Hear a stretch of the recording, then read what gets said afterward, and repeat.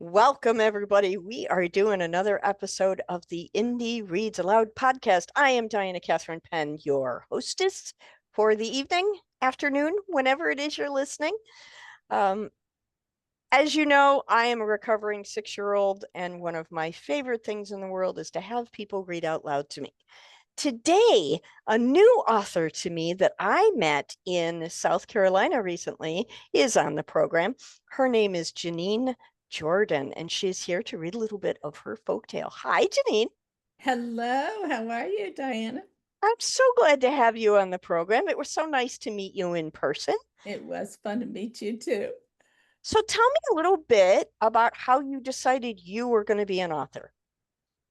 Well, I've been an avid reader ever since I learned to read, and I've been an English teacher for about 20 years.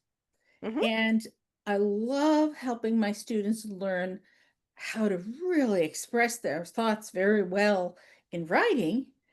And of course, I have to write a sample for every assignment I give. And I really like doing that. And I thought, when I retire from doing the classroom bit, I'm going to write some books for my own fun. And that's exactly what I did. That's fantastic. I love that. I love converted teachers who become authors because you've got all this pent up imagination that you've used with your students throughout the years. And then it just spills out onto the page, and the rest of us get to enjoy it. That's about it. So tell me a little bit about this book. The book you're going to read today is called The Silver Lyre, and it is a family friendly folk tale. And I understand it takes place in Spain. Can you tell us a little bit about the story? Yes, indeed. The picture you see in the background behind our main character is a sketch of the Alhambra, which is a medieval royal city of the Muslims that from Andalusia, but we typically call them the Moors. Got it. And they Okay. lived there for hundreds of years. They ruled the Iberian Peninsula, had a tremendous empire. They were in this city ruling for 300 years. That's a long time. So we're about to have our 250th anniversary of our country. They were Right. there even a little longer. So there's a lot of history going on there, but it's a very different culture than we usually hear about. And um, I think it's a fascinating one. They were very advanced, and there are quite a few things from their culture that have passed down, and we do today. Hmm. So it's an interesting, and there's so much the same about the human heart in all times. Oh, I agree We with want that. to protect our children. We want to seek the best. We have misunderstandings. We have to work things out. And those are the kind of things that happen in our story. That's fantastic. I can't wait to hear you read some of this. We're going to listen to you read for a little bit because, as I say, I'm a recovering 6-year-old. I'm just going to, get down here on the carpet and I'm going to get comfortable and listen. So when you are ready, please take the microphone and read aloud. Thank you very much. The Silver Lyre is the subtitle is a modern adaptation of a medieval legend. I'm going to read you a section from chapter 3. I can't tell you the whole story, but this is a room inside. This is the Sultan's Hall. And this is happening back in the Middle Ages. And our character here on the front has been taken in, and she does not know what is going to happen. And they don't know who she is. So let's jump in and see what's going on. The Sultan and his esteemed guest, the Arabian astrologer, were sitting on luxurious cushions, and they were attended by servants. They chatted as they ate foods that were unfamiliar to the Spanish maiden. They were served in strange, beautiful dishes. A green colored meat, was served in a low bowl with a tall, bright blue lid. This was baklia mukarara, lamb baked with spinach and served in a decorative tagine. Next, they were served beautiful bowls filled with muthala, a vegetable stew with some meat. A type of bread called toledan came next. Small cheese-filled pastries that looked delicious. The men sipped hot mint tea from Andalusian-colored tea glasses adorned with silver filigree. For dessert, delicate marzipan cookies called kak were delivered on yet another beautiful, elegant tray. Now, the Sultan and the astrologer were both old men. The Sultan was African, and he had seen many battles in his years of conquest, so he had scars on his face, his hands, his neck. He was rugged, and he used to be strong, though he was now rather plump, with just a little vestige of gray hair and a short, thinning beard and mustache. But his clothes were brilliant colors of satin and Andalusian silk, expertly tailored. The Sultan was confident, and he was beloved by his people.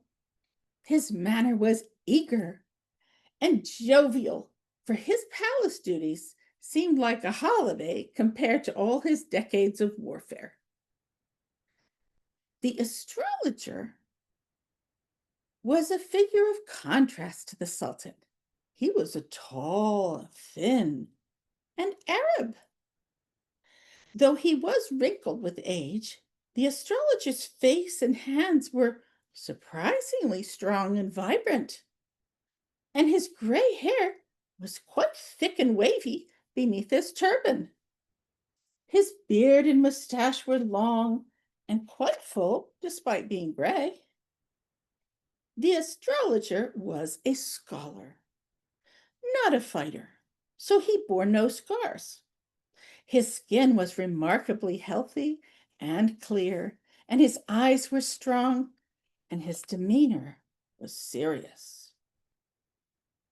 The astrologer's faded blue tunic and pantaloons were rather plain, aside from a decorative border of stars and astrological symbols. His years had been spent in study and writing and examining the stars for wisdom, experimenting with medicinal herbs, and learning enchantments, all of which he did in Egypt. But about 1 year ago, the astrologer had arrived here in Granada, the new capital of Islamic Spain, to assist the Sultan against some bothersome invaders and uprisings. A servant quietly approached the Sultan. Here is the Sultan.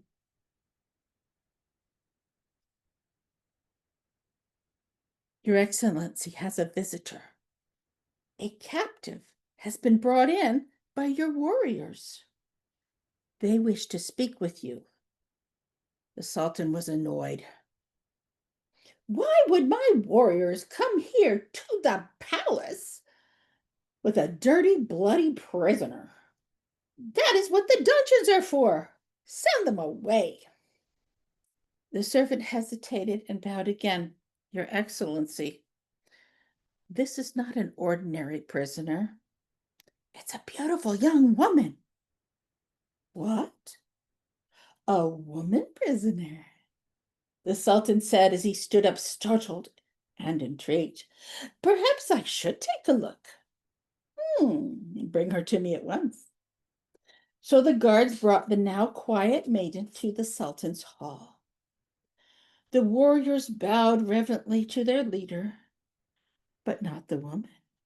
She stood tall and confident, with her eyes askance. The Sultan was amazed by her beauty and her indifference. Well, well, the Sultan stammered in pleasant surprise. This is indeed no ordinary prisoner. He subconsciously rubbed his hands together and licked his lips and whew, breathed a little faster than usual. If she has been riding with you all afternoon, you best take her to the baths and let the women clean her up. Feed her and get her settled in. The guards glanced at each other knowingly and then bowed. Certainly, Your Excellency. The servant pushed away the soldiers protectively and said, You two have done enough.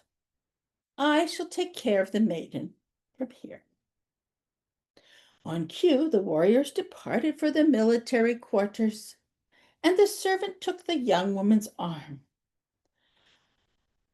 The maiden passed calmly from soldier to servant, with her lyre strung across her torso, and she walked with composure toward the bathhouse. The Sultan turned and spoke blissfully to the astrologer. You have brought me military victories day after day since you arrived here last year, Ibrahim. And now you have brought me a lovely prize. What a valuable addition you are to our community here in the Alhambra. Your Excellency, the illustrious astrologer responded, this is not an ordinary young woman. Here's a picture of the astrologer. He is a little bit upset. Let's see what's going on. Her beauty seems magical to me. She shows no fear, no distress. And I want you to come over here and look at the enchanted chessboard. I want to show you something. The Sultan walked over to the chessboard where the astrologer stood pensively. The astrologer pointed to the chess pieces and he explained, every day that I have been here, the white chess pieces move about to show where the Spaniards are invading Andalusia. We have only to move your black chess pieces to defeat them in the game, and your soldiers easily defeat them in battle. The Sultan gloated. Oh, yes, I love this miraculous toy you have made for me. Never has there been such a time of peace with only small skirmishes beating back those dreadful infidels. But today's chess game was different, the astrologer explained. Your black pawns are lying down. Only the white queen stands undefeated. Look. The Sultan rushed over to look. Ooh, well, I do see it, but what does that matter? Our men defeated their men, and they brought me a nice girl into the bargain. The astrologer looked sternly at the Sultan and said, No, I think this girl may be a secret weapon from your enemy. She may be a sorceress sent to weaken your excellency, or even an assassin. You leave her to my care. My training in enchantments has equipped me to handle such as her. Oh, but you are a sly one, exclaimed the Sultan in anger. My astrologer friend, I have already built you a magnificent underground palace with luxurious furnishings, an extensive library, an observatory to the sky, a laboratory for herbs and alchemy, a conservatory for music and art. Now you want to have my maiden too? Enough is enough. I give you some dancing girls, but you shall never have this young beauty. She's mine. The astrologer stood tall and looked squarely at his leader. I shall obey your wishes, of course, Your Excellency. However, I advise you to be on your guard with this girl. She may have power that you do not understand. Be careful, lest your enemy defeat you by a different sort of attack. Oh, Abraham, you surprise me! The Sultan spoke with a laugh. You who have never married, never tasted of passion, are worried about me? I have a harem full of women. I know all about the gentler sex and romance. You have nothing to worry about. The astrologer bowed obediently and took his leave. As you desire, sir, I shall retire to my study. The Sultan sat down decisively on his plush cushions, and he thought, imagine that. The ancient astrologer maneuvering to get my girl? I never knew he had it in him. Well, I have corrected that. His job in Andalusia is to protect my borders, not to dilly-dally with my women. I am aging. I wish to have some peaceful years. All of my youth was filled with military conquests. I just want some years of fun now. I want to have some peace. And this enchanted chess game has been brilliant. And now it has brought me a lovely companion. The aging sultan then crossed his arms and thought a little more soberly. But I am old. How can I win the young beauty's interest? How can an old man win the favor of a young girl?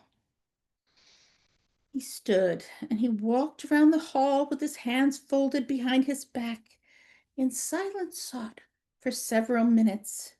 And he looked at the mosaics, wall panels, and the Muqarnas arches, and the fantastic domed ceiling, as if asking them for suggestions. He paused when his eyes rested on an inscription that encircled all the way around the room, as if waiting for some wisdom to flow from it into his mind. It was a poem by Ibn Zamrak that describes the beauty of creation, and it included this line: in this place, the soul shall find a stunning dream. The Sultan exclaimed, I know just the thing. Gifts and entertainments, feasts and festivities. Youth I have not, but riches I have. I shall win her affection with amusements.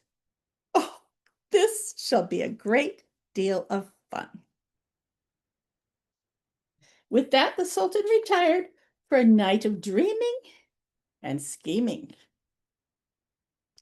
That is wonderful. I am instantly transported to my 6-year-old self, and I cannot thank you enough for that. That's wonderful. I'm really looking forward to reading the rest of the book, and I have young people in my life that I will be sharing it with. Thank you. Pretty fantastic. In all the research that you did for this book, what was the one piece that stands out most strongly to you?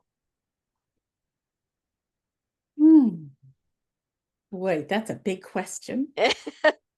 I enjoyed reading 12 recipes from the 1200s and trying them in my kitchen. I enjoyed looking and seeing what kind of clothes they were, what kind of furniture they used. But I think the thing that really made a big impression on me was that regarding the history, this amazing culture it was really hard to find information because Isabel, the Queen of Spain, who was Catholic, did the ultimate cancel culture. Mm, She sent all the Muslims out of the country, and she burned every book of history or wow. poetry How sad. to try to erase the fact that they had been there for 750 years of Yes. culture and innovations, tremendous technology and art. Fortunately, enough people saved little bits of this and that and passed it along into the future. So we were able Yeah. to find some things, but I think that really affected me a great deal that we would lose cultures. And Yeah. I know it Yeah, does no, I happen. I totally understand. One of my strongest beliefs is that story is how we pass on history. So whenever, and that's part of why I do what I do, is because I That truly makes sense. believe that books are how we remember the past and stories are how we prepare for the future. So I completely understand how you might be touched by all that history lost. We're trying Thank to bring a little bit back. I think it's a great idea. And I love folk tales. They're always so rich in symbolism and meaning and just simple fun. So I'm very glad that you're on the program today to share your story with us. Thank you so much for having me. I'm I hope delighted. when your next book comes out, you will come back and read for us again. I will indeed. Awesome. Have a wonderful day, and we look forward to seeing you again. Thank you very much. Bye bye. Bye bye.